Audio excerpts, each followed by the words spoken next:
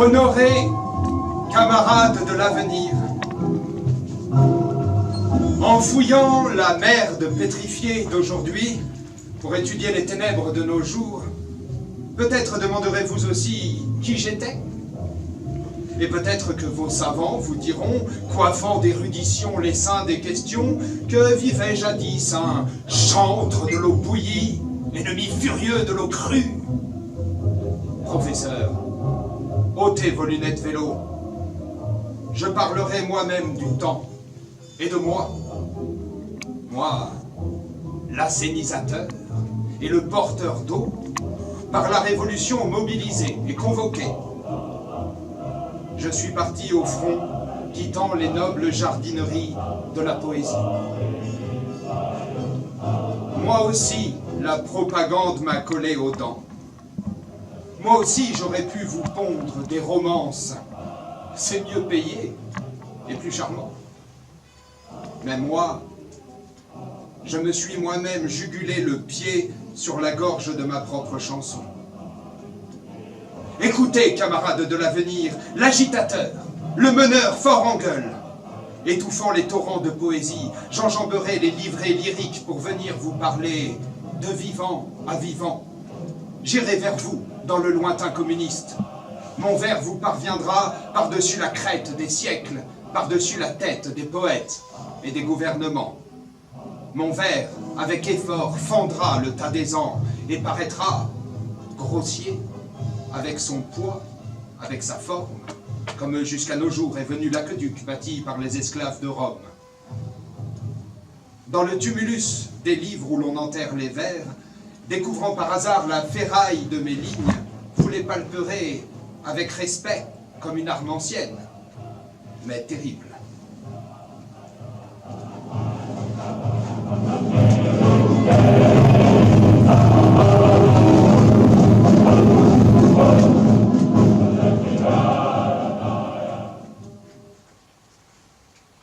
Le sanctificateur du monde, qui remet tous les péchés, le soleil, a posé sa paume sur ma tête.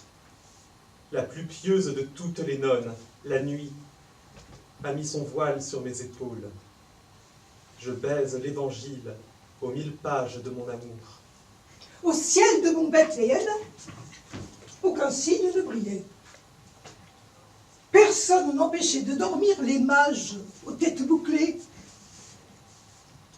Le jour de ma descente vers vous était absolument, désespérément semblable aux autres. Et personne n'eut l'idée de reprocher à l'étoile voisine son manque d'égard. Étoile, pourquoi cette paresse à nuire? Si la naissance d'un homme n'a pas droit à cet honneur, est-il étoile réservée au diable? Jugez vous-même. Lorsqu'on prend dans les raies d'un filet un petit poisson parlant, nous chantons, nous glorifions le miracle poissonnier du Doré. Et comment ne pas me glorifier moi-même si je ne suis tout entier qu'un incroyable prodige? Si chacun de mes mouvements est un énorme miracle inexplicable. Mais admirez, regardez, de chaque côté, ce rayonnement quintuple, cela s'appelle des mains, une paire de merveilleuses mains. Remarquez bien que je puis les mouvoir de droite à gauche et de gauche à droite. Remarquez bien que je peux choisir le coup le plus beau et mon rouler-retour. Ouvrez la cassette de mon crâne. Vous y verrez étinceler un esprit précieux. Est-il quelque chose qui me soit impossible? Si vous voulez, j'inventerai un nouvel animal. Il aura 2 queues et 3 jambes. Qui m'a embrassé peut dire s'il y est breuvage plus doux que ma salive. Il y a encore en moi une langue merveilleuse, toute rouge. Elle peut très haut pousser le cri « Oh, oh, oh !» Et doucement, ma voix, comme le faucon du poète en chasse, rejoindra peu à peu les notes basses. On ne saurait tout dire. Enfin, pour que je puisse transformer en été les hivers et l'eau en vin, sous le poil de mon gilet bat une petite boule extraordinaire. Qu'elle frappe à droite, c'est un mirage. Qu'elle donne à gauche, de frémissants mirages. Qui vais-je encore étendre pour l'amour? Qui viendra s'allonger, ivre, masqué de nuit? Me voici, comme un drapeau levant mon cœur, miracle inouï du XXe siècle. 1893. Maïakovski naît à Bagdadi, en Géorgie, dans le Caucase. Composition de ma famille.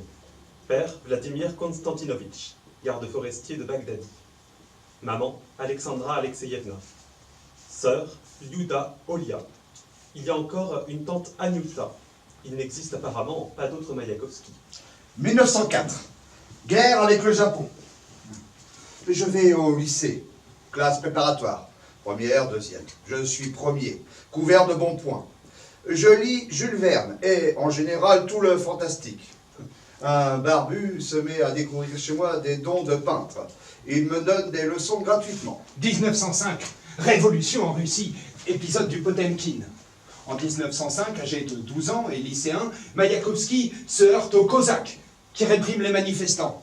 Il court dans les rues avec les grévistes, reçoit des coups, lit des brochures marxistes, apprend les chants de combat. Ma sœur est arrivée de Moscou, exaltée. Elle me donne en cachette de longs feuillets. Ils me plaisent, c'est audacieux. Je m'en souviens encore maintenant. Ravise-toi, camarade. Ravise-toi, frère. Jette vite ton fusil à terre. Ceci est la révolution. Ceci est en vers. Vers et révolution se sont associés dans ma tête. Je n'ai plus la tête au travail. Je ramasse de mauvaises notes. Je vais aux manifestations et aux meetings. Je lis comme on se saoule. C'est pour toute la vie que me frappe la capacité qu'ont les socialistes à démêler les faits, à systématiser l'univers. 1906.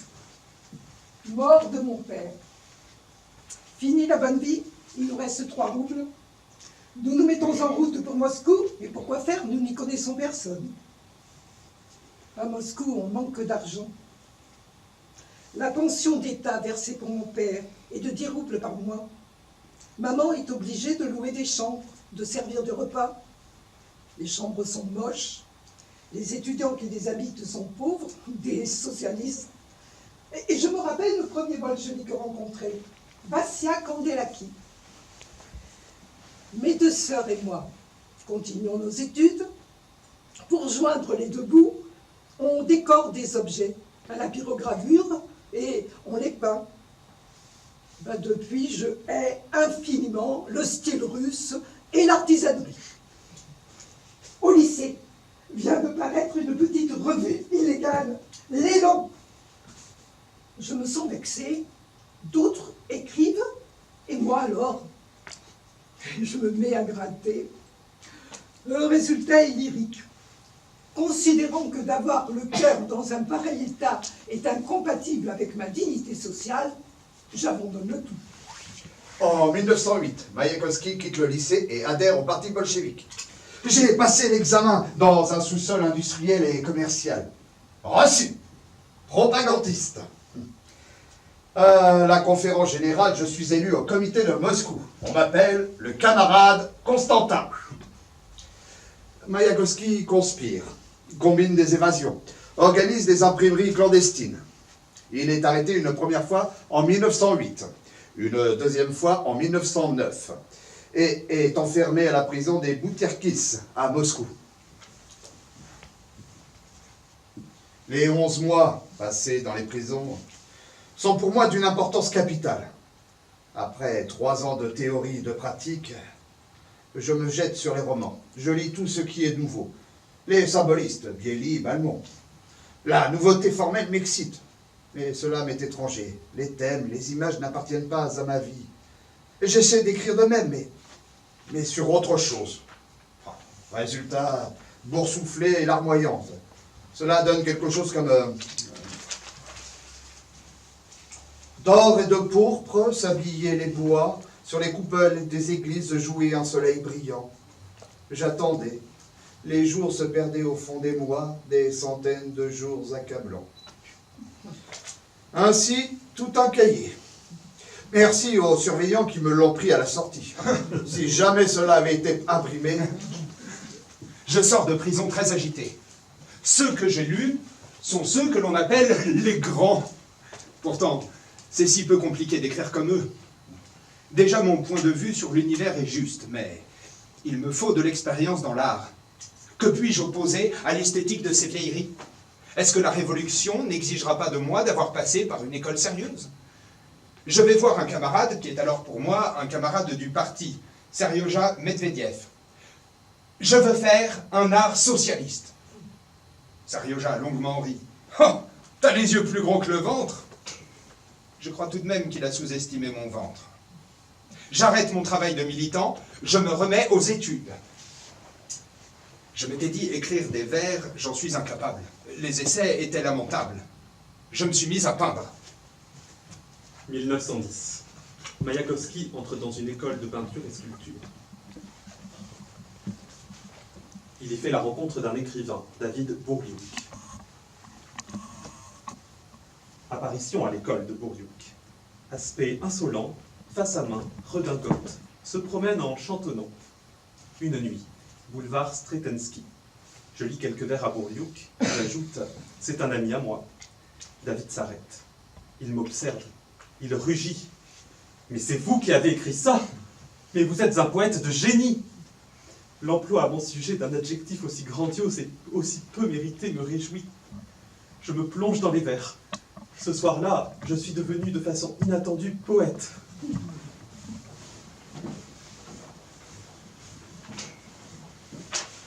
Comment faire des vers?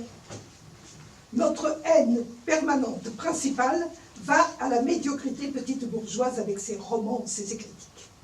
Cette danse bachique, mais n'est pas difficile et elle nous répugne, parce qu'elle crée autour de la difficile et importante tâche poétique une atmosphère de pamoison et de frissons sexuels, qu'elle soutient la croyance selon laquelle la poésie éternelle échappe à toute dialectique, et que pour tout travail, il suffit de lever la tête d'un air inspiré, en attendant que la céleste poésie descende sur la calvitie comme une colombe, un paon ou une autruche. J'ai pensé autrefois qu'ainsi se font les livres. Sans bien le poète, sans travail, s'élève. Et sans plus, l'innocent inspiré chantera tant qu'il vous plaira. Mais en réalité, avant que le chant se déclenche, longuement on rôde couvert des durillons de la marche, et lentement barbotte dans la vase du cœur la stupide morue de l'imagination. Et quelles sont donc les données indispensables au début d'un travail poétique? Premièrement, l'existence dans la société d'un problème dont la solution n'est imaginable que par une œuvre poétique. La commande sociale. Il serait intéressant de faire un travail spécial sur le fait que la commande pratique ne correspond pas à la commande sociale. Deuxièmement, une connaissance précise, ou plutôt un sentiment des désirs de votre classe, ou du groupe que vous représentez en ce qui concerne une question donnée. C'est-à-dire tendance du poème vers un but précis. Troisièmement, la matière. Les mots, un continuel enrichissement des réservoirs, des granges de votre crâne, par des mots nécessaires, expressifs, rares, inventés, composés et autres. La préparation de ces réserves me prend tout mon temps, 10 à 18 heures par jour, et je suis toujours en train de marmonner quelque chose. C'est cette concentration qui explique la fameuse distraction des poètes. Ma pensée est plus concrète qu'un pied de piano. Du toit de mon crâne, je puis extraire une pensée. Et la voici qui se tient sur ma paume, absolument réelle, comme une construction en fil de fer brillant. En quatrième, Équipement de l'entreprise et instruments de travail. Plumes, crayons, machines à écrire, téléphone, etc. Et même la pipe et les cigarettes. Cinquièmement, les habitudes et méthodes de travail sur les mots, infiniment individuelles, acquises seulement grâce à des années de travail. Les rimes, les mesures, les allitérations, les images, le style, la forme imprimée, etc. Les poèmes sont figés, un canon près de l'autre, pointant leur titre béant. La cavalerie des jeux de mots, mon arme préférée, est à l'arrêt, prête à bondir avec un cri de guerre, dressant la pointe effilée des rimes. Pour travailler à une œuvre poétique, un changement de temps ou de lieu est indispensable. Plus l'objet ou l'événement sont grands, plus doit être grand le recul. Si la distance du temps et du lieu n'existe pas, du moins faut-il l'avoir dans la tête. L'essence de la poésie consiste à étirer son cou le plus possible par un mouvement de vis. Le poète, c'est un ouvrier. Oh, L'ouvrier. L'ouvrier.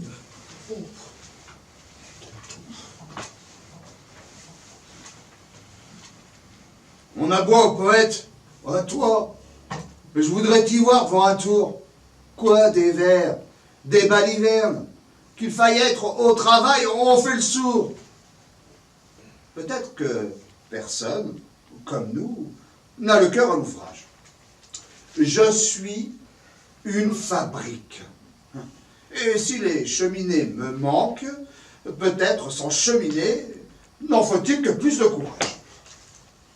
Je connais la force des mots, le tocsin des mots.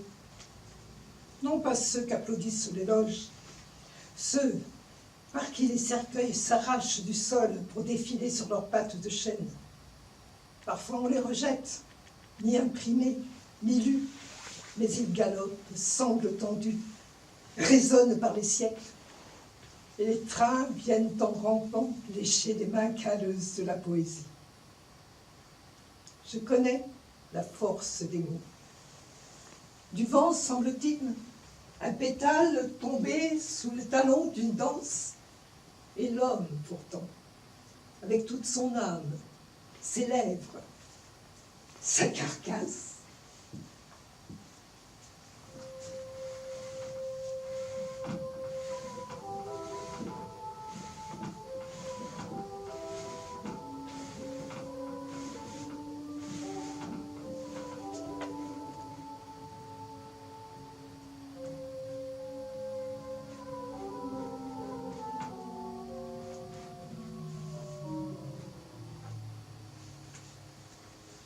Elle vint, d'un coup d'œil connaisseur, sous le cri, sous la taille, elle discerna sans mal le gamin.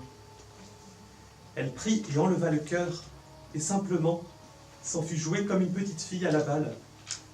Et chacune, comme devant une chose monstrueuse, une dame se plante là, une demoiselle ici. Aimer une chose pareille, ça vous briserait les os. Sûrement qu'elle est dompteuse, sûr qu'elle sort d'un zoo. Moi, je jubile. Plus question de joue. Ne me contenant plus de joie, je sautais comme bondiste à leurs noces des sioux. Tant je me sentais gai, tant j'étais léger. Allô? Qui est à l'appareil? Maman? Maman! Votre fils est joliment malade. Maman! Un incendie lui dévore le cœur. Maman, je ne peux pas chanter. Dans la nef de mon cœur s'est enflammé le cœur. Et pourquoi dites-vous toujours « je » dans vos vers? Et encore en y mettant une majuscule. je ne mets jamais de majuscule à « je » dans mes vers. Où avez-vous vu une majuscule à « je » ? C'est par le sens que vous mettez une majuscule à « je ». Et ceci dans toute votre poésie lyrique. Dans ma poésie lyrique. Mais quand je dis ce que je ressens, je ne peux tout de même pas dire que c'est vous qui le ressentez. Ou alors imaginez que je me présente chez une jeune fille et que je lui dise « Nous vous aimons ». Elle va s'affoler et me dire « Combien êtes-vous donc ?» Juillet 1915, une date des plus joyeuses. Je fais la connaissance de Lily et aussi de Brick. Aimer, c'est courir au fond de la cour, et jusqu'au soir corbeau, faire luire la hache, briser les troncs, jouant sa propre puissance. Aimer, c'est s'arracher des draps déchirés par l'insomnie. L'amour n'est pas un paradis douceâtre, c'est l'assaut grondant de l'ouragan, du feu, de l'eau. Tout-puissant, tu as inventé une paire de bras. Tu as fait que chacun ait une tête. Pourquoi n'as-tu pas fait qu'on puisse sans souffrance embrasser, embrasser, embrasser? Marie! Marie! Marie, ouvre-moi ta porte! Je ne peux pas rester dans la rue. Tu ne veux pas? Tu attends que mes joues s'affaissent étant fausses et que, goûté par tous, fadasse, je vienne édenter, marmotter que je suis aujourd'hui étonnamment honnête. Marie, n'aie pas peur si sur mon cou, large comme celui d'un bœuf, des femmes assises forment une humide montagne, si je traîne dans la vie quelques amours grands et purs, quelques petits amours sales.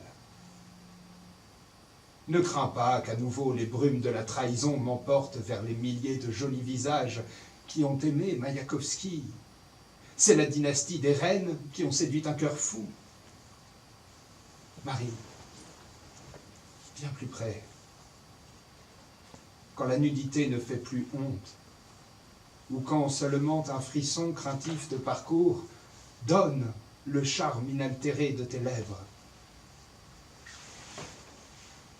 Je n'ai jamais pu garder mon cœur jusqu'à mai. Marie, les poètes font des sonnets à Chloé, mais moi, je suis tout de chair, homme tout entier. Je te demande ton corps, comme les chrétiens demandent aujourd'hui, donnez-nous notre pain quotidien. Marie, donne. Je crains d'oublier ton nom, comme un poète craint d'oublier un mot enfanté parmi les tourments de la nuit, et dont la grandeur égale celle de Dieu. Ton corps, je veux le choyer et l'aimer, comme un soldat raccourci par la guerre, inutile, sans personne, choisit sa jambe unique. Marie, veux-tu? Veux-tu? Non. Alors, sombre et morne, je prendrai mon cœur, et l'ayant baigné de larmes, je le porterai comme un chien qui traîne vers sa niche sa patte, écrasée par un train.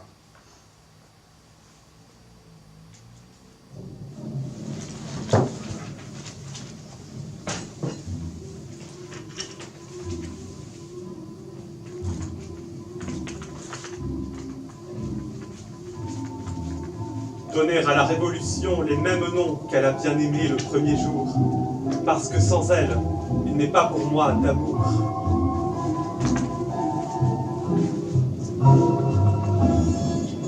Octobre 17. Faut-il adhérer ou pas? Cette question ne se posait pas pour moi. C'était ma révolution, à moi. J'ai travaillé à tout ce qui se présentait. Ça rit! Drapeau! Couleur par centaines! Ça passe, Ça se cabre! Des fous! Ça traverse! ça court, C'est à ne pas comprendre! Si c'est l'air, une fleur, Un oiseau. Cela chante et repose! cela Allume le brasier du visage. et la raison est ivre du plus doux des vins. un pays où l'air est comme un sirop, on le quitte et l'on tourne et l'on court. Mais la terre, avec laquelle ensemble on gela, jamais ne peut s'en rompre l'amour. On peut oublier où et quand mon prix du ventre et le triple menton. Mais la terre avec laquelle ensemble on eut faim, on ne peut jamais l'oublier. La terre qu'on a conquise, que demi-morte on ranime en la versant, la fusillade vous a dressé du coucher, goutte fondue dans la masse. Avec cette terre, on marche vers la vie, au travail, à la fête, à la mort. Contre la première république des ouvriers et des paysans, éclairs, coups de feu, éclat des baïonnettes, les riches du monde entier. Et ceux-là et ceux-ci lançaient des armées et des flottes. Soyez maudits, royaumes et démocratie moisie, avec vos fraternités, égalités, qui prennent l'eau. Sur nous se déverse le plomb bouillant. Nous sommes seuls. Nous n'avons où aller. Au milieu des fusils et de la voix énorme des canons, Moscou, comme un îlot. Et nous sur l'îlot. Nous, affamés. Nous, misérables. Avec dans la tête Lénine. Et au poing, un revolver. Affamés, transis, nus, nous avons maintenu nos conquêtes. Mais pour ça, le sang coulait de nos ongles. Par toutes les échines, dans les camps brisés, par les bras coupés, sur les tables opératoires, par toutes les blessures que l'automne réveille, par les coups frappés de toutes les béquilles, par les trous de gueule cassés au combat, par la voix, le cri, le mal dégazé. Aujourd'hui, l'univers va clamer À bas, jamais plus, on ne marche pas, on s'y oppose. Ouvriers du monde entier, paysans du monde, avance, mais non pour te battre avec une nation. Va, Scandant le pas, armés des prolétaires, les dernières baïonnettes prêtes à l'attaque. Bousculer les tout dividendes des bourgeois, traîner les rois sur le pourpre des échafauds, réduisez à néant par douzaines les gros. paix pour des millions de siècles, aux hommes par millions. nous descendons des montagnes. Nous venons en rampant des forêts, des champs d'orge rongés des années. Nous venons à millions, millions de bestiaux, hérissés, abrutis, affamés. Nous venons de millions de sans dieux, de païens et d'athées, Et par le front, le fer rouillé, les champs, tous Avec ferveur, faire notre prière à Dieu. Sors, non d'une douce couche étoilée, Dieu de fer, Dieu de feu, Dieu ni Mars, ni Neptune, ni Véga, Dieu de chair, Dieu homme. Les étoiles étalées au ras du sable descend, libérées des hauteurs terrestres parmi nous. Sors, apparaît, non pas celui qui est aux cieux. À présent, sous les yeux de tous, nous ferons nous-mêmes nos miracles. je suis un sans classe, sans nation, sans tribu. Je vis à 20 siècles de là. Vous voyez, tout simplement, l'homme du futur. Mon but? Embraser le foyer insoumis de votre âme. Il est dur de marcher à tâtons dans la nuit. Il est dur de faire tentative de vie quand on est seul. Écoutez, le nouveau sermon de la montagne. Impatient, vous attendez votre sommet? Il n'y en a pas. Vos rêves dorés vous ont leurré. Les Araras n'existent pas. Et alors? Si la montagne ne va pas à Mahomet, qu'elle aille au diable! Je ne fais pas l'article, la retape, la réclame. Je n'appelle pas à grossir le troupeau du bétail zélé des jeûneurs sans malice, suçant du thé sans sucre dans le Jésus Paradise. Je proclame, ciel sur la terre, la vraie terre, la terre des prolétaires, pas le ciel affamé des Simons et des Pierres, le ciel cru du petit Jésus-Christ. Jugez-en. Dans mon paradis de cristal, le travail des robots nous libère. Dans mon royaume, le labeur douloureux qui crevasse les mains se fait joie du matin, éclat de rire, chanson, bouton de rose éclose au creux d'une paume. Nous te suivons. Où est la route?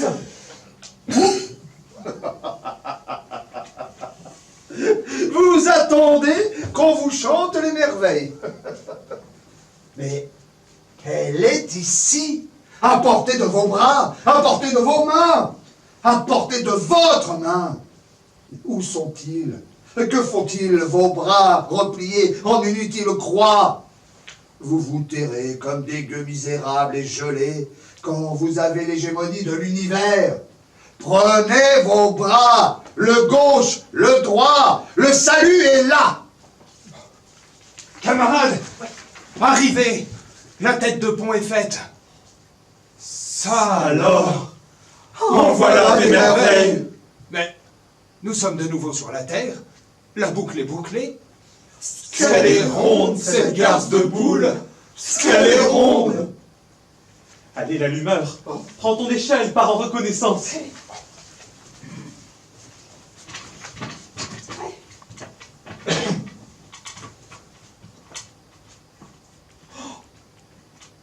Est-ce qu'on est cloche? Est-ce qu'on est cloche quand même? Raconte. On dirait une poule devant un couteau. Vas-tu parler? Je ne peux pas.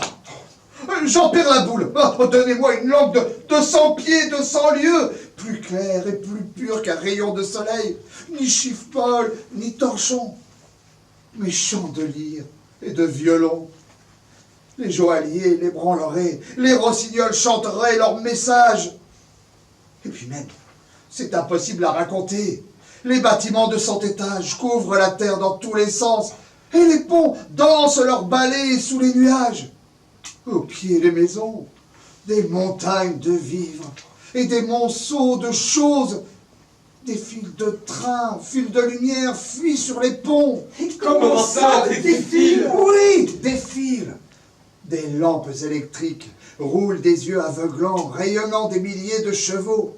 La terre scintille et lui. Elle scintille. Oui, et elle lui. C'est notre travail.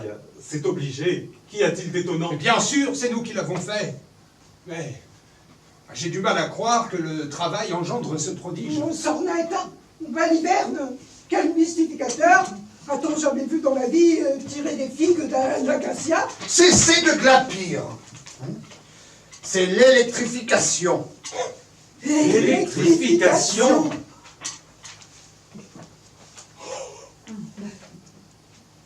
Quelle merveille! Aucun savant n'en croirait ses oreilles. Je n'ai jamais vu faire 6 jours.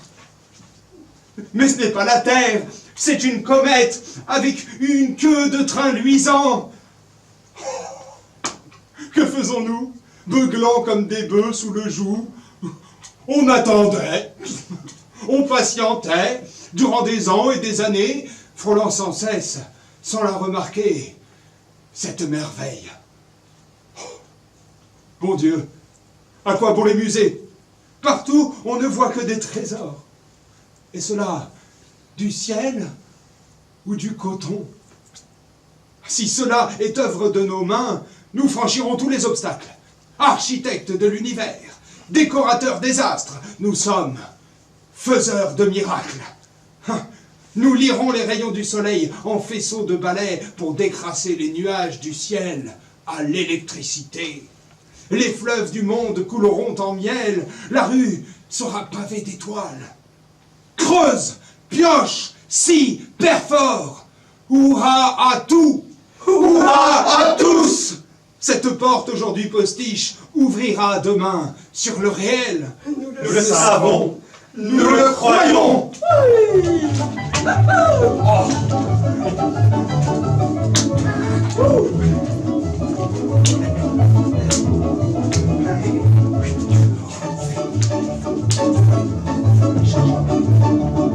Crayon. Oui, là, allez.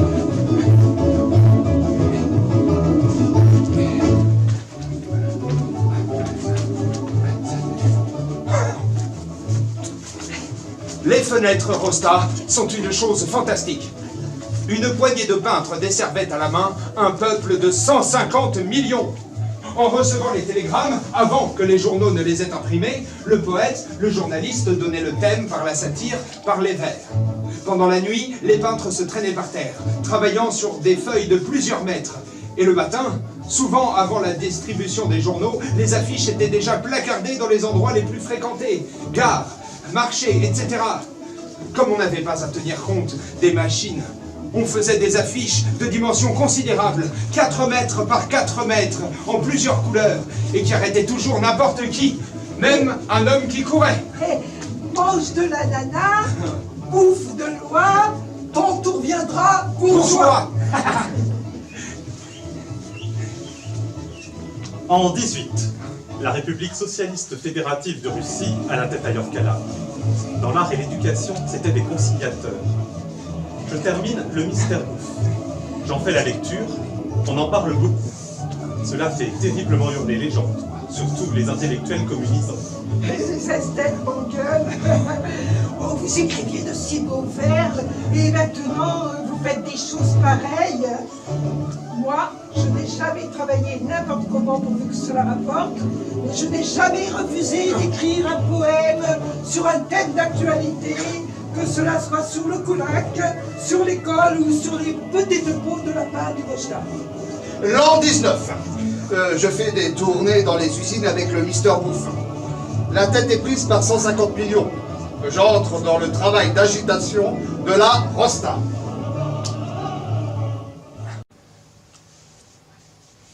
Et, monsieur, est-ce vrai que vous avez fait pour le gouvernement des vers sur les moutons? Mieux vaut écrire sur les moutons pour un gouvernement intelligent que pour des moutons sous un gouvernement idiot.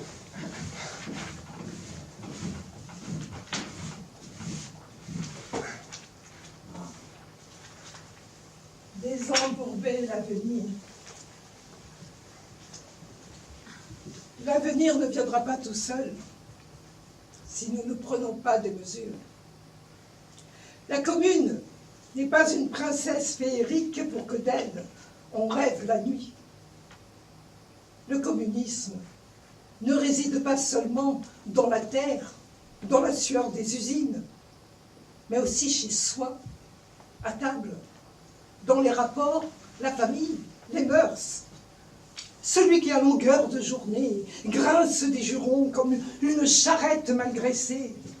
Celui qui se pomme quand la balaléïka gémit. Celui-là n'a pas atteint la taille de l'avenir. Qui n'a résisté à l'emprise domestique et dort dans le bien-être des roses à papier? Celui-là n'a pas atteint la taille de la puissante vie à venir. «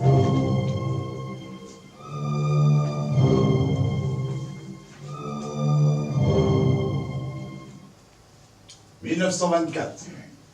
Mort de Lénine. Comme une police, le temps aussi se mange des mythes quotidiennes. Portrait d'un bureaucrate. Il est lisse et poli comme une boule d'escalier. Sa pureté de miroir ne reflète que ses supérieurs, et encore la tête en bas. Allez voir son administration. Les directives sont exécutées, les circulaires sont appliquées, la rationalisation est mise au point, les papiers restent pendant des années dans un ordre parfait, Pour les requêtes, plaintes et communications, il y a un tapis roulant, un véritable petit coin de socialisme.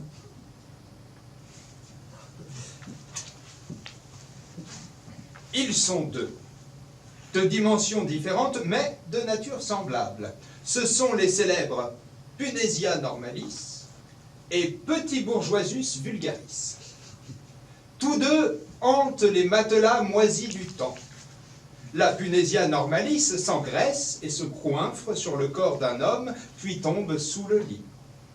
Le Petit bourgeoisus vulgaris s'engraisse et se goinfre sur le corps de toute l'humanité, puis tombe sur le lit. C'est toute la différence. Accroché au mur, Marx, dans un petit cadre rouge. Un petit chat couché sur les Isvetia se chauffe. Sous le plafond glapit un canari en folie. Sur le mur, Marx regarde, et soudain ouvre la bouche et se met à crier. Les filets de la médiocrité ont entortillé la révolution. Les mœurs petites bourgeoises font plus de mal que Wrangel. Il faut tordre le cou aux canaris avant que les canaris n'aient tué le communisme. Vous feriez d'un oreiller de la volonté et de la pierre. La commune elle-même, vous la rouleriez en boule molle. Pendant des siècles, vous avez vécu dans les maisons, et maintenant, vous vous installez dans vos comités de maison. Octobre a grondé, vengeur, justicier. Et derrière son aile au plumage de feu, vous avez disposé vos ustensiles de cuisine. Mais du souffle, de chaque battement de mon cœur, de la voix, de chaque point des cheveux d'horreur dressés, des trous des narines, des clous des yeux, de la dent usée à grincer comme les bêtes, de la peau hérissée, des fronces orageuses des sourcils, d'un trillon de porc, de tous les porcs, à la lettre, dans l'automne, l'hiver, le printemps, l'été, dans le jour, le rêve. Je refuse, je hais tout cela, tout ce qui en nous est enfoncé par la servitude passée, tout ce qui, d'un essaim mesquin, se déposait et s'est déposé sur la vie, même chez nous, dans notre ordre drapé rouge. Vous n'aurez pas le plaisir de me voir me calmer sous la décharge. Moi, on pourrait m'avoir dans le dos, mais des dentesses ne viseront pas mon front. 4 fois je vieillirai, 4 fois je serai rajeuni avant d'arriver au tombeau. Ou que je meure, je mourrai chantant. Que je tombe ici ou là, qu'importe. Je sais que je suis digne d'être couché près de ceux tombés sous le drapeau rouge. Mais sur quoi que l'on tombe, la mort est la mort. Cela fait horreur de ne plus aimer. Cela fait horreur de ne plus oser. Croire à l'au-delà? Aisé le voyage d'essai, rien qu'à étendre la main, là-bas l'impatiente dans l'au-delà tracera la route sifflante. Mais qu'y faire si, de toute la pleine mesure de mon cœur, en cette vie, en ce monde, j'ai foi. Conversation avec le camarade Lénine. Des affaires en masse. Un tumulte d'événements. Le jour s'efface, sombre insensiblement. Nous sommes 2 dans la pièce, moi et Lénine, et une photographie sur le mur blanc. La bouche ouverte pour un discours fervent, la brosse des moustaches dressées, sous les plis du front pressé, humaine, sous le front énorme, une énorme pensée. Sans doute, devant lui, les foules défilent, forêt des drapeaux, herbe des bras. Je me suis levé, allumé par la joie. On voudrait marcher, saluer, rendre des comptes. Camarade Lénine, je vous fais un rapport. Pas de service, mais du fond de l'âme. Camarade Lénine, ce travail d'enfer sera fait, et ce fait déjà, nous éclairons, habillons les pauvres et les nus, l'extraction de minerais et de charbon augmente. Mais, à côté, bien sûr, il y a encore beaucoup de saleté et de bêtises. On est fatigué de s'en défendre et de montrer les dents. Beaucoup, sans vous, ont perdu la tête. Toutes sortes de canailles foulent notre sol et l'entourent. On ne saurait tous les compter, ni les nommer. Un long ruban de gredins qui s'étire. Des koulaks, des bureaucrates, lèche-potes, sectaires, ivrognes. Ils vont, bombant fièrement la poitrine, hérissés de leviers responsables, couverts d'un signe. Bien sûr, nous les materons, tous, mais ce sera effroyablement difficile. Camarade Lénine, dans les fabriques enfumées, dans les campagnes couvertes de neige et de blé, c'est votre cœur et votre nom, camarades, qui nous font penser, respirer, lutter, vivre. Des affaires en masse, un tumulte d'événements. Le jour s'efface, sombre, insensiblement. Nous sommes deux dans la pièce, moi et Lénine, une photographie sur un mur blanc. 1928. J'écris le poème « Ça ne va pas », une pièce et ma biographie littéraire. Bien des gens disaient « Votre biographie n'est pas très sérieuse ». C'est juste. Je ne suis pas encore académisé et je n'ai pas l'habitude d'être aux petits soins avec moi-même. «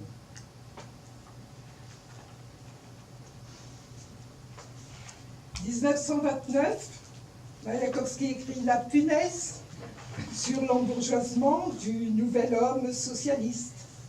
La pièce met en scène un homme qui rompt à grand bruit avec sa classe au nom de son petit bien-être personnel. «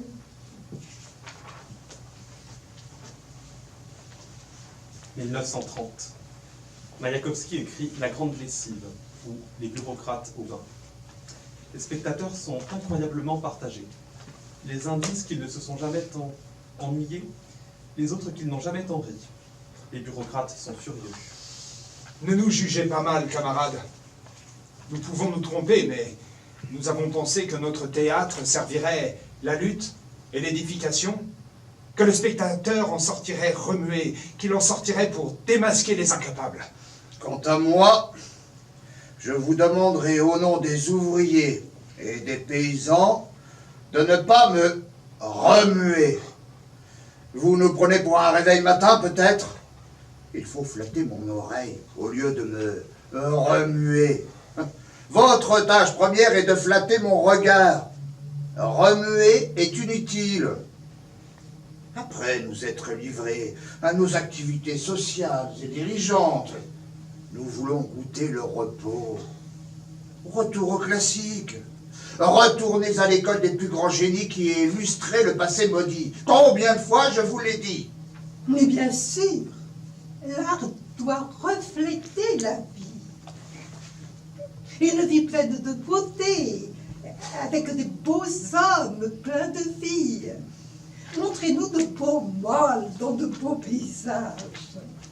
Je veux être compris de mon pays. Mais quand je ne le serai pas, tant pis.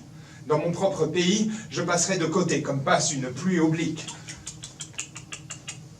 Ce n'est pas pour les masses. Les ouvriers et les paysans ne le comprendront pas. Il vaut mieux qu'ils ne comprennent pas. Il ne faut pas leur expliquer.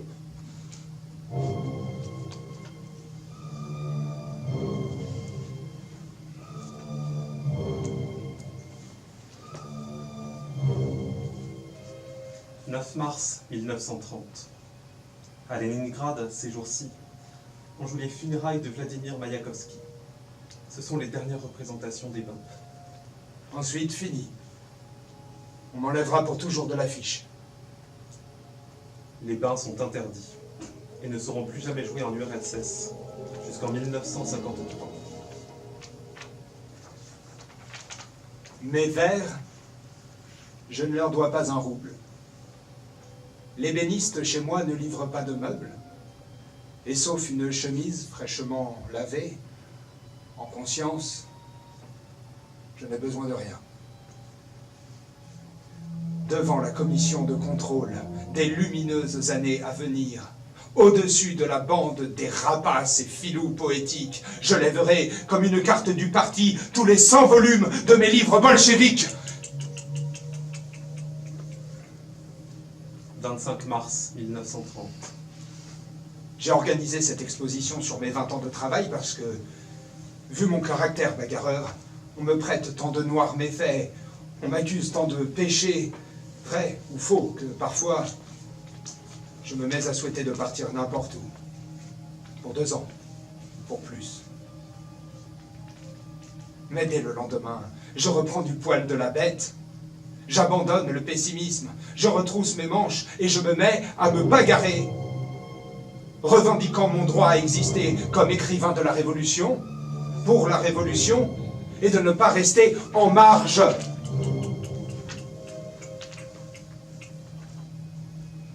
27 mars 1930, Maison de la Presse.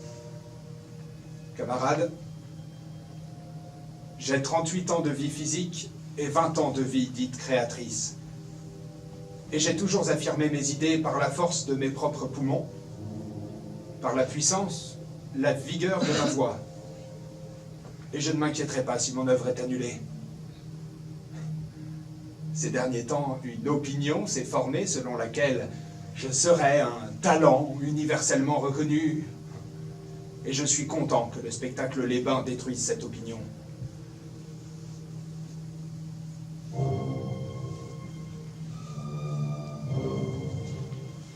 Quand je serai mort,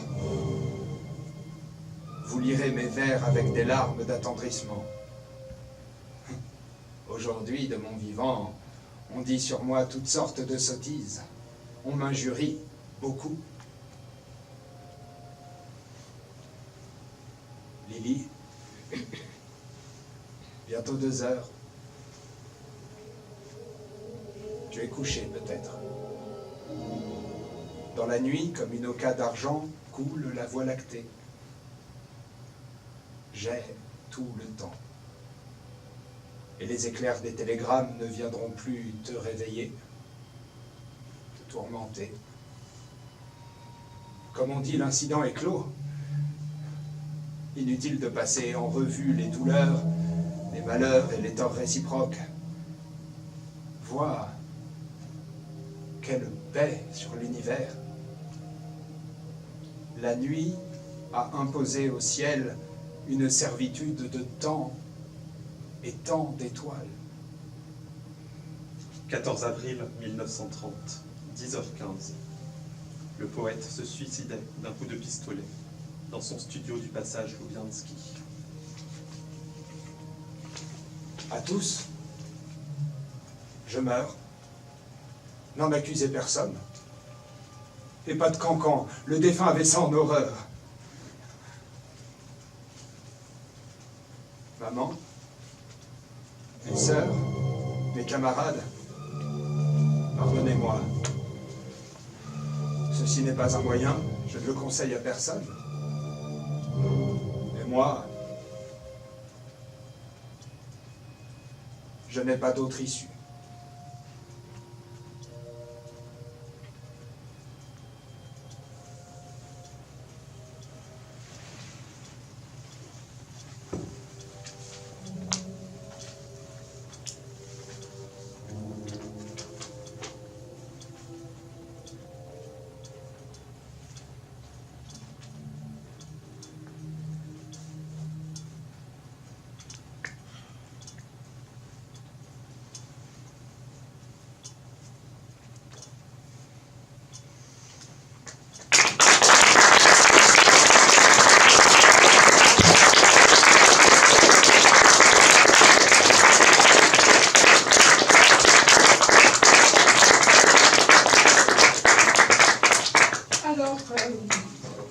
voilà, pour Mayakovsky, pour un grand nombre de poètes de cette époque, j'allais dire, après le grand rêve révolutionnaire, il y a eu ce désenchantement, enfin, c'est plus que ça.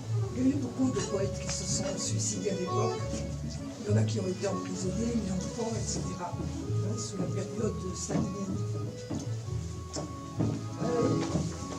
Maintenant, nous passons, vous voyez, grâce à l'accordéon, dans un tout autre univers. Nous partons à Paris, rejoindre le Prévert et le groupe Octobre. Le groupe Octobre, ça a été un ensemble Bon, Prévert était déjà poète et écrivait, il y en avait d'autres qui faisaient en même temps du cinéma, René Clair, etc. Mais il y avait aussi des ouvriers, des gens qui n'étaient pas du tout du monde du théâtre, et qui se disaient, c'est le moment de faire notre théâtre nous-mêmes, pour parler de ce qui se passait, et pour lutter.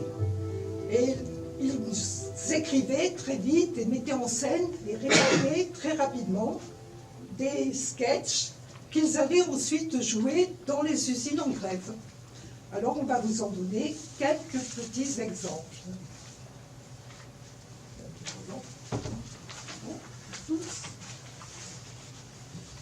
Le premier s'appelle « Mange ta soupe et tais-toi ».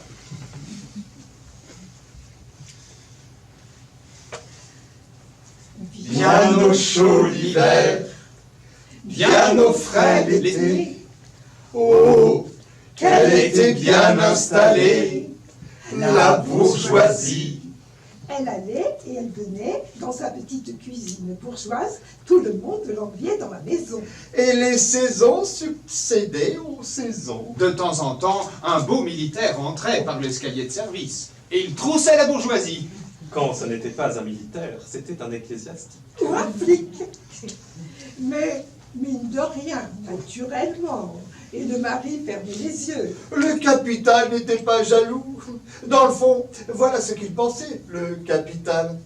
Ils font des petits à ma bourgeoise, des petits flics, des petits curés. Tant mieux, il en faut. Plus il y en aura, mieux ça sera. En somme, tout marchait pour le mieux. Hélas. Hélas, 3 ou 4 fois, hélas. Voilà le mauvais temps. La crise est tout et tout. Le capital en prend un coup, il se roule par terre et il gueule. Il bave même un petit peu. Toute la famille est inquiète. Qu'est-ce que c'est? Ce n'est rien, c'est la crise, ça va passer. Mais dans sa cuisine, la bourgeoise sanglote. D'une main, elle fait le signe de la croix.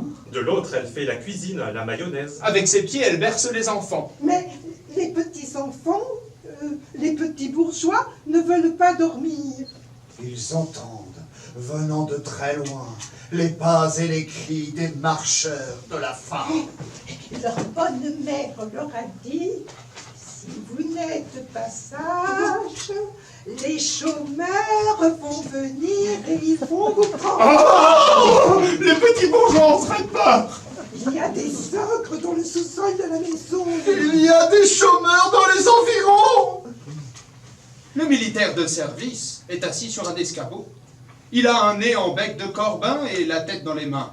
C'est le lieutenant-colonel de la Roque, Casimir. Il ne pense plus à la bagatelle. Il est très embêté. Et de temps en temps, il fait le signe de la croix de feu pour passer le temps. Mais la bourgeoisie le secoue et lui crie « Sauve-nous, Casimir, sauve-nous. Il y a trop de chômeurs. Ça me fait mal au cœur. Et ça lui fait mal au cœur, qu'elle dit la bourgeoisie, de voir tant de malheureux sans pain et sans logis, comme on dit. Et la bouche pleine, elle se lamente. Et toute la famille se lamente aussi. 10 000 chômeurs en plus chaque semaine. Mon Dieu, que faire? Que faire? Que faire? Il faut faire quelque chose. Mais quoi? Il faut le faire tout de suite naturellement. Mais quand? 10 000 malheureux, ah que c'est malheureux. 10 000 mécontents, ah que c'est embêtant. 10 000 malheureux, ah que c'est malheureux. 10 000 mécontents, ah que c'est embêtant. 10 000 malheureux, ah que c'est malheureux. Oh, c'est embêtant. Soudain, tout le monde se tait. Le visage d'un chômeur apparaît à la fuite. La bourgeoisie se précipite et plante le veau froid dans le garde-manger. Le colonel et les autres gardes-chiourmes montent la garde devant le garde-manger. Et voilà que les chômeurs sont. Il est très jeune, il a très faim, mais il est tout de même très gai puisqu'il chante. Mais Quelle drôle de chanson! Et la main de la bourgeoisie tremble. et la mayonnaise tourne. Le lieutenant-colonel se lève et entonne la Marseillaise. Allons enfants de la patrie, le jour de gloire est arrivé. Mais le chômeur, entre parenthèses, ces gens-là sont grossiers.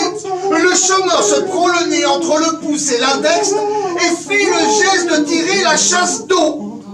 La mayonnaise tourne, la Marseillaise tourne aussi, et le veau froid familial ouvre la porte et s'enfuit. Au grand galop, le veau froid Marseillaise traverse le salon et personne ne le remarque parce que tout le monde pleure. Le capital est tombé dans le coma. Comment faire pour le sortir de là? Mais lorsque le capital sent sa mort prochaine, il fait venir ses enfants et leur parle sans témoin. Approchez, colonel. Et le colonel, parti à la poursuite du veau froid, s'approche du moribond et claque les dents. À vos ordres, mon capital. Et le capital lui demande ce qu'il y a de neuf. Rien, mon capital. Des chômeurs. Et il crie. Et le capital lui dit: Faites donner la garde. Ou plutôt, non. Faites donner la soupe. Ces vauriens se tairont. et voilà le colonel à cheval sur sa cuisine roulante.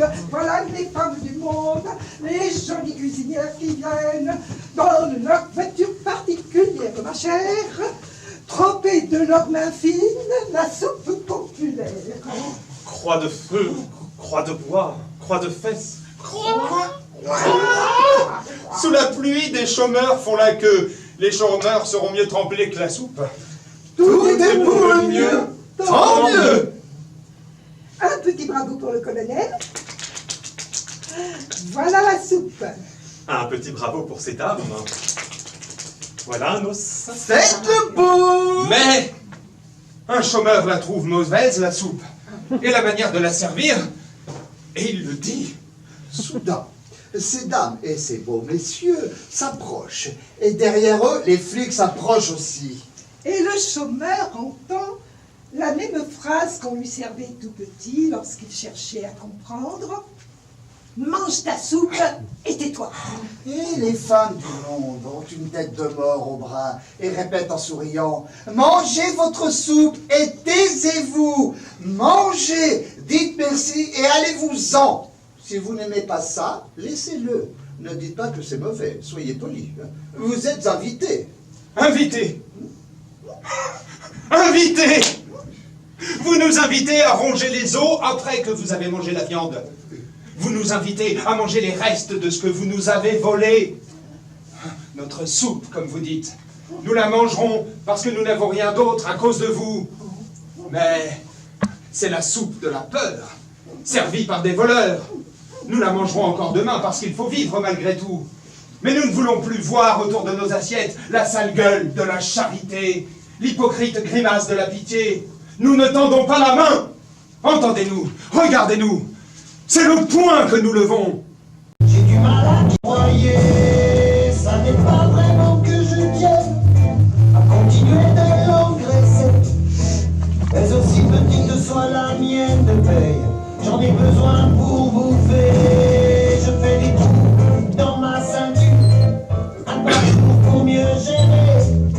Le minimum que cette enflure se croit obligé de me céder. Y'en a qui seront jamais dans la merde, y'en a qui n'auront jamais de problème. Et ce sont souvent ceux-là même qui nous dirigent et qui nous gouvernent. On est en 1933. Il va y avoir un épisode, une actualité, qu'ils vont s'appeler les 7 provinces. L'équipage vivait mal sur les 7 provinces. Vivait mal. Dormez mal. Mangez mal. On avait réduit son salaire de 17%. Ça ne pouvait pas durer. Un jour que les officiers étaient descendus à terre pour aller danser, les marins partirent avec le bateau. Pendant quelques jours, les journaux en ont parlé. C'était un scandale qui devait cesser. Répression. Un hydravion. Une bombe. 22 hommes qui vivaient mal et qui protestaient parce qu'ils vivaient mal. 22 hommes vivants qui ont été tués. Les journaux ont publié leur communiqué. Une bombe. 22 morts. Tout va bien. L'ordre est rétabli. Et comme chaque matin, les bourgeois de tous les pays ont pris leur petit déjeuner au lit en fredonnant « C'est nous, les gars de la marine » ou encore d'autres chansons. Et puis ils se sont rendormis, bercés par le ronron des machines à écrire de la Société des Nations. Ça ne fait pas beaucoup de bruit dans le monde. Une malheureuse petite bombe d'hydravion. Et le canon qui tonne en Chine ne fait même pas trembler la suspension du salon. Comme c'est loin la Chine. Comme c'est loin. Et puis, dans la même année, 1933, eh bien, il y a eu l'avènement d'Hitler.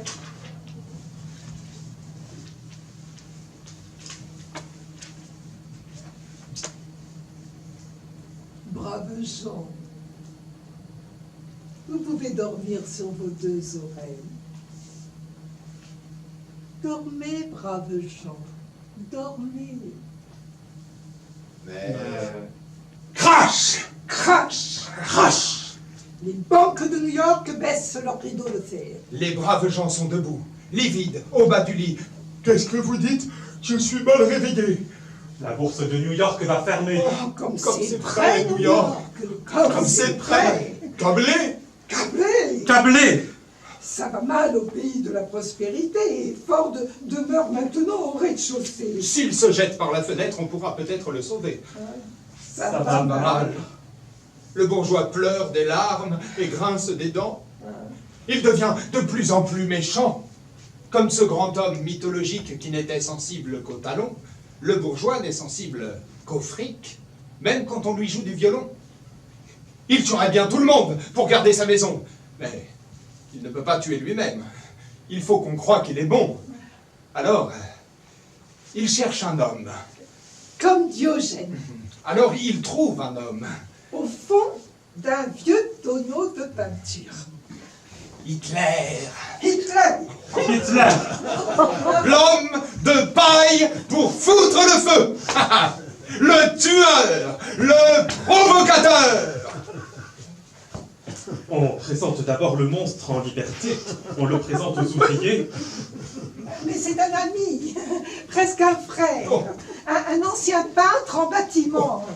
Le moindre mal, quoi. C'est moins dangereux qu'un général, un ancien peintre en bâtiment. Et maintenant, les quartiers ouvriers sont peints couleur de sang. Là-bas, c'est Hitler. Ici, demain, si l'ouvrier se laisse faire, Ce sera... travailleurs, attention, votre vie est à vous. Ne vous la laissez pas prendre. Socialiste, sans parti, communiste, la main qui tient l'outil ressemble à la main qui tient l'outil. Serrez les poings. Travailleurs, attention, il faut matérialiser votre haine, haïr, lutter, s'unir, voilà nos cris. Plus que jamais, prolétaires de tous les pays, unissez-vous.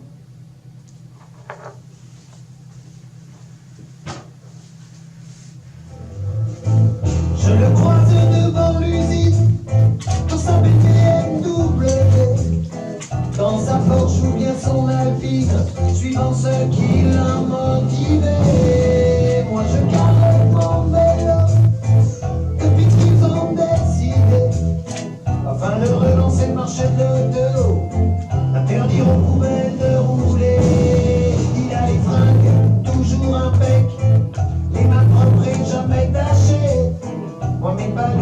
je bosse avec et mes neurones sont élimés. Y en a qui seront jamais dans la merde, y en a qui auront jamais de problème. Et ce sont souvent ceux-là même qui nous dirigent et qui nous gouvernent. Chez Citroën, en 1933, les cadences, l'insécurité et la précarité sont très présentes. À cela vient s'ajouter une diminution des salaires. 3 mois de grève s'ensuivent.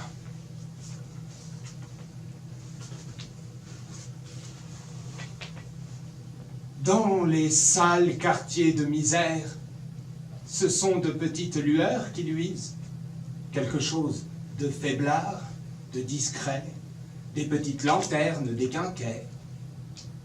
Mais sur Paris, endormi, une grande lumière grimpe sur la tour, une lumière toute crue. Citroën! Citroën! C'est le nom d'un petit homme. Un petit homme avec des chiffres dans la tête. Un petit homme avec un sale regard derrière son lorgnon. Un petit homme qui ne connaît qu'une seule chanson, toujours la même. Bénéfice net, millions, millions. Citroën. Une chanson avec des chiffres qui tombent en rond. 500 voitures, 600 voitures par jour. Citroën. Trottinettes, Citroën. caravanes, expéditions, autochenilles, camions, bénéfice net, Citroën. millions, millions. Citron, citron. Citroën. Même en rêve, il entend son nom. Citroën. 500, Citroën. 600, 700 voitures, 800 autocamions, 800 tanks par jour, 2000 corbillards par jour, et que ça roule. Citroën. Il sourit, il continue en chanson. Citroën. Citroën. Il n'entend pas la voix des hommes qui fabriquent. Il n'entend pas la voix des ouvriers. Citroën. Il s'en Citroën. fout des ouvriers. Citroën.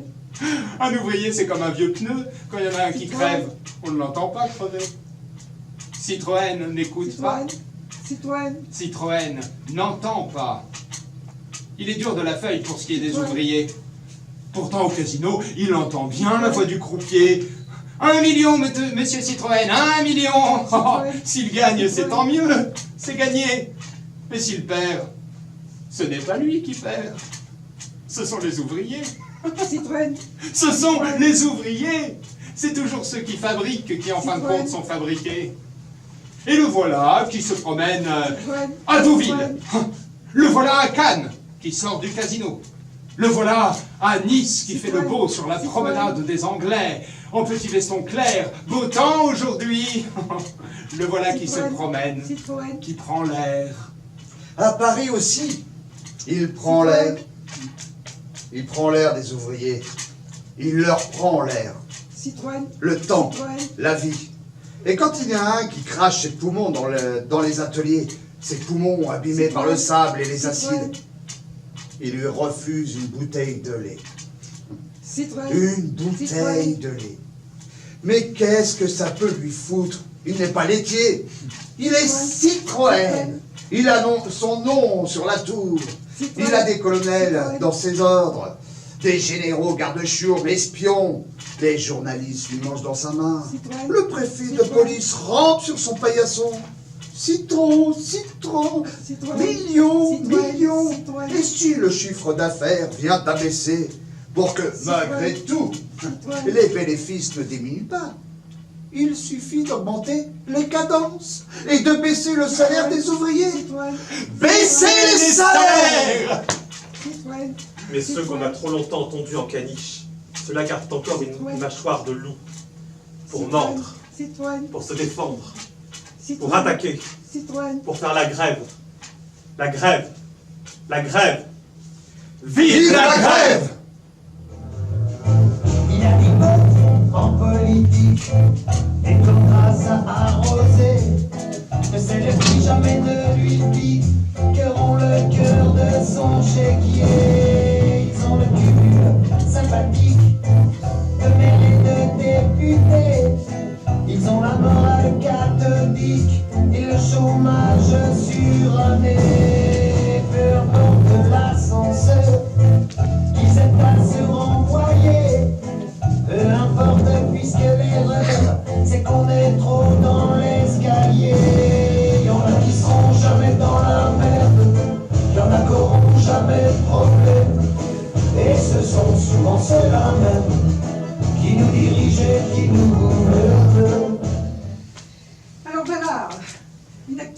très intéressante. Le 29 novembre 1934, la princesse Marina de Grèce et du Danemark épouse à Londres le prince Georges, duc de Kent et fils du roi Georges V. Vous l'avez vu dans les journaux? Vous l'avez sûrement vu, son portrait. Quel portrait? Mais le portrait du gâteau de noces de la petite princesse Marina. Un gâteau de 3 mètres de haut. Depuis longtemps, dans le monde, on n'avait pas vu un gâteau comme ça. Il paraît qu'en le voyant, les marcheurs de la faim eux-mêmes se sont arrêtés de marcher. Un gâteau de 3 mètres de haut. C'est un monde. Un monde nouveau, une nouvelle preuve de l'existence de Dieu. À cause de lui, les chômeurs de Londres ont dansé toute la nuit dans leur taudis. Et aussi, tous les chômeurs de Paris. Pauvres, remerciez le roi et la petite princesse et tous les gros banquiers de la ville qui vous ont permis de contempler une telle merveille. Mais où est-il maintenant, le grand gâteau des rois? Les rois l'ont mangé et puis ils l'ont chié. Ne plaisantez pas avec un gâteau comme ça. Les noces sont terminées, la vie continue. Elle n'a d'ailleurs jamais cessé de continuer, la chienne de vie des travailleurs. Elle recommence La marche de la faim. Jamais les marcheurs de la faim ne se sont arrêtés. Ils sont sportifs.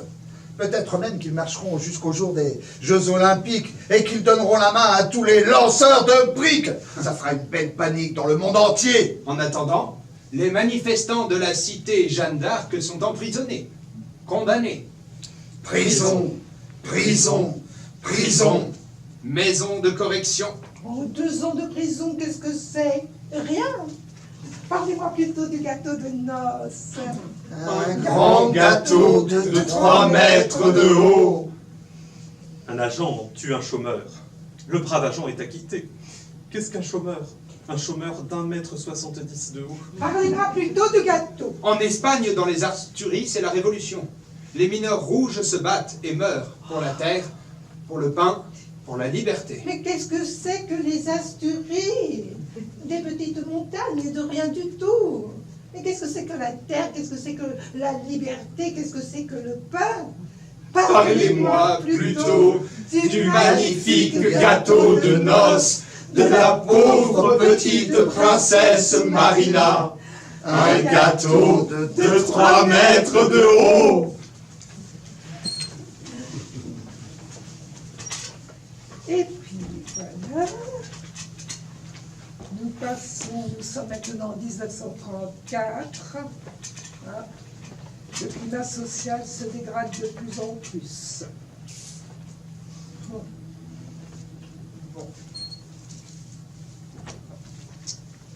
Il y en a qui meurent de faim. D'autres qui ne foutent rien. Il y en a qui font la queue aux soupes populaires. D'autres qui passent l'été à faire les sports d'hiver. Il y en a qui vivent mal. Il y en a d'autres qui meurent bien. Il y en a qui clabotent dans leur lit avec des bougies tout autour. Il y en a qui travaillent toute la nuit et puis qui recommencent le jour. Est-ce que c'est une vie de vivre comme on vit? Pourquoi faire cette vie d'enfer? Pourquoi se laisser faire? Et surtout que tu voudrais une autre vie que ton père. Ton père l'a eu. Pourquoi tu l'aurais pas? Il travaillait. C'était avant la guerre. Et il touchait son salaire. Il ne se plaignait pas. Est-ce que c'est une vie de vivre comme il vivait? Pourquoi faire cette vie d'enfer? Pourquoi se laisser faire? Pour nous nourrir, ma mère et mes frères, il faisait des heures supplémentaires. À force de faire des heures supplémentaires, il vieillissait. À 40 ans, il en a eu 60. C'est à cet âge-là qu'il s'est laissé glisser. Quand on est rentré du cimetière, chez nous le gaz était coupé, car avec l'argent qui restait, l'argent qu'avait laissé le père, on avait dû payer sa bière, et puis acheter de quoi manger.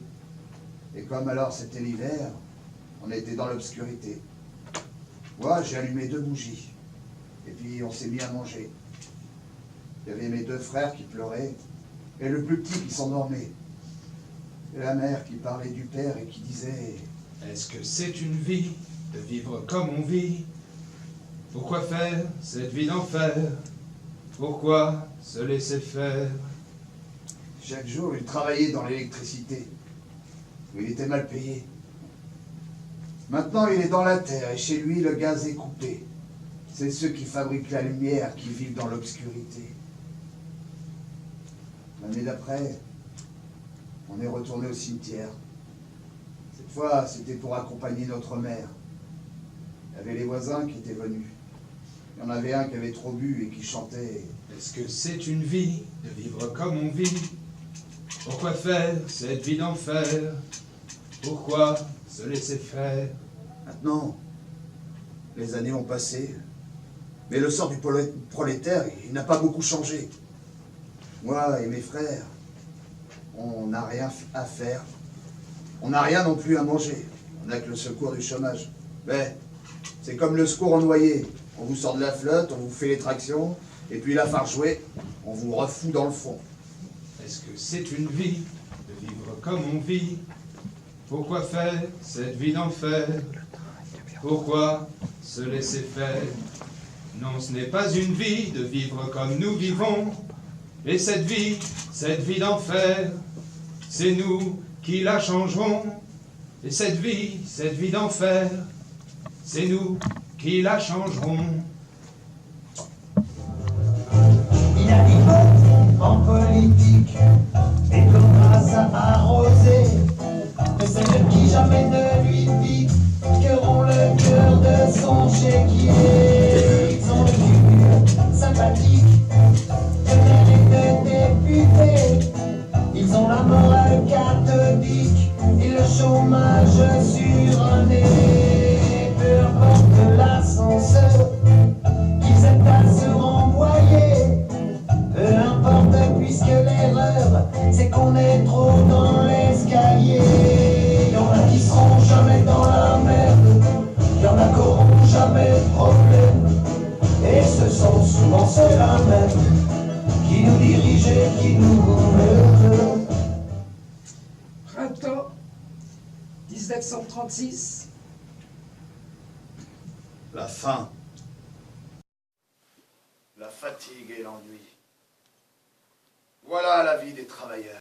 L'ennui s'enfuit, l'espoir s'amène, et voilà qu'il pousse un grand cri. La grève! La grève! Partout! Partout! Partout! Partout la grève! C'est une grève comme on n'en a pas vu souvent. Et le patronat grince des dents. Les ouvriers occupent les chantiers et les usines. Les mineurs couchent dans leurs mines. Et les garçons équipiers, épiciers, campent chez Félix Potin. Et ça dure des jours et des jours. Et ça dure des jours et des nuits. Et les grévistes dorment. Ils ont des rêves. Mais pour les gros, c'est l'insomnie. Pour le capital, c'est la mauvaise nuit. Ah, la mauvaise nuit. De sa fenêtre, le capital voit ses usines occupées par les hommes des taudis. Il voit les drapeaux rouges flottés. Et le tricolore aussi. Mais les drapeaux tricolores, c'est pas ça qui lui fait peur. C'est son affaire. Il en a tellement vendu avant, pendant, après la guerre. Et il en a tout un stock pour la dernière des dernières. C'est le rouge qui craque. Celui de la commune, celui du cuirassé Potemkin, celui d'octobre 1917, celui qu'on agite dans toutes les rues, dans tous les pays quand ils ont fait griller Sacco et Vanzetti. Et le capital se fait de la ville. Il rage. Tout se passe très bien. Aucun incident. Le calme est impressionnant. Il ne manque pas un boulon chez Renault, pas une pompe à vélo chez Peugeot, pas un bouton de guêtre chez Raoul, pas un jambon chez Olida. Et l'on raconte même qu'aux Galeries Lafayette, une vendeuse du rayon des layettes a trouvé par terre une épingle de sûreté. et qu'elle l'a rapporté au rayon mercerie. L'ordre, le calme, la correction, pas le moindre petit incident. C'est inquiétant. Sa tête chaude dans ses mains mortes, le capital réfléchit. Le capital calcule, et puis il se lève et il appuie sur un bouton. Et voilà qu'entre à quatre pattes, ses valets de pied, ses hommes de main. Ils ont la croix de feu au derrière et un joli collier de chien. Voilà toute la lie du faubourg de Saint-Germain, toute la crapule dorée du faubourg Saint-Honoré, le gratin, toutes les duchesses à tête de chouette et leurs vieux ducs à tête de chouan. Voilà les oeuvres du capital. Voilà les perroquets, les membres du barreau, les académiciens de garde, les polytechniciens policiers, les morasses, les dodés sortis de leurs vieux encriers.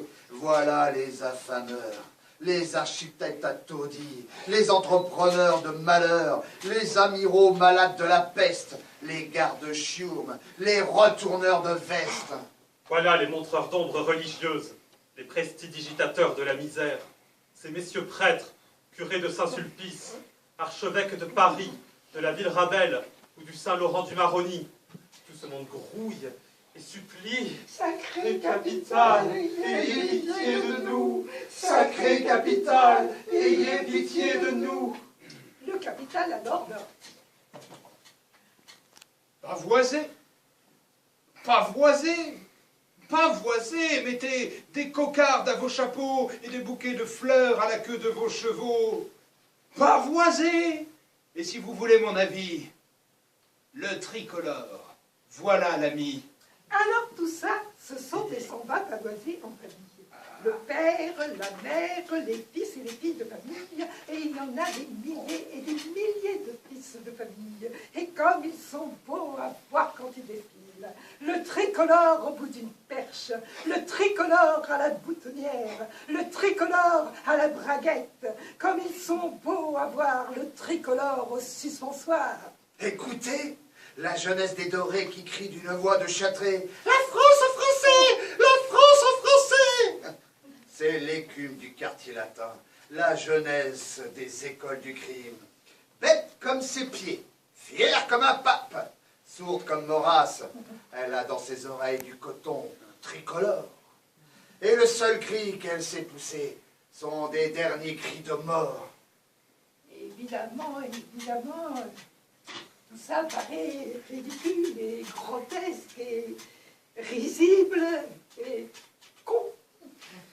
Mais il faut se méfier, tout de même, camarade. Il tient le coup, le capital.